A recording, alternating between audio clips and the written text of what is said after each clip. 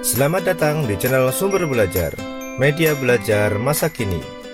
Mari kita belajar materi kelas 5, tema 2, subtema 3, pembelajaran ketiga. Namun sebelumnya silahkan klik tombol subscribe dan nyalakan loncengnya agar kalian tidak ketinggalan video-video terbaru dari kami. Pada pembelajaran kali ini kita akan belajar tentang menghargai kegiatan usaha ekonomi orang lain. Kegiatan ekonomi yang dilakukan setiap orang melibatkan orang lain.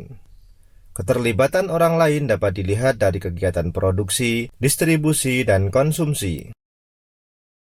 Pada kegiatan produksi, orang yang terlibat adalah tenaga kerja. Pemakaian tenaga kerja dimaksudkan untuk memperlancar kegiatan produksi. Tenaga kerja akan memperoleh balas jasa dari produsen berupa upah atau gaji dari produsen. Selanjutnya, barang hasil produksi akan disalurkan kepada konsumen atau masyarakat oleh distributor. Dari kegiatan penyaluran barang tersebut, distributor akan memperoleh keuntungan.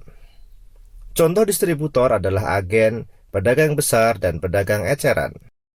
Sobat Sumber Belajar, konsumen adalah pihak yang mengonsumsi barang dan jasa untuk memenuhi kebutuhan hidupnya. Barang dan jasa diperoleh dari produsen secara langsung atau melalui perantara atau distributor.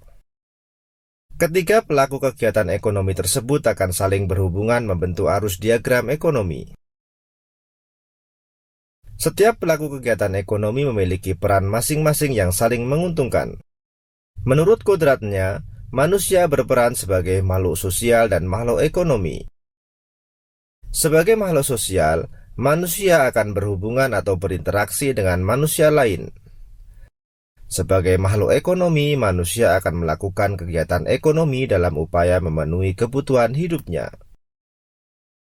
Dalam kehidupan sehari-hari, baik sebagai makhluk sosial maupun makhluk ekonomi, manusia hendaknya memiliki etika moral.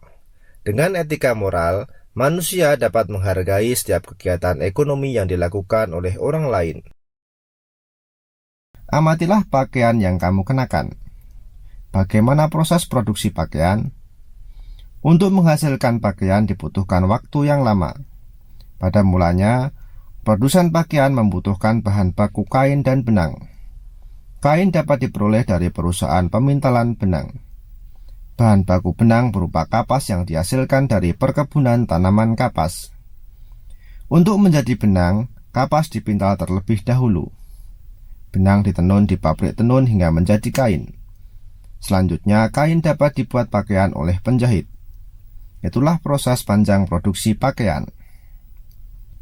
Kamu sudah mengetahui bahwa banyak pihak terlibat dalam proses produksi pakaian. Ada petani tanaman kapas, pekerja pemintalan, penenun kain, penjahit, dan pengusaha garmen. Setiap pelaku dalam proses produksi pakaian itu mempunyai peran penting, begitu pula dalam proses produksi benda lain. Oleh karena itu, hendaknya kita perlu menghargai kegiatan usaha ekonomi orang lain. Sobat Sumber Belajar, demikian penjelasan dari kami. Jangan lupa like, share, dan subscribe channel Sumber Belajar. Terima kasih.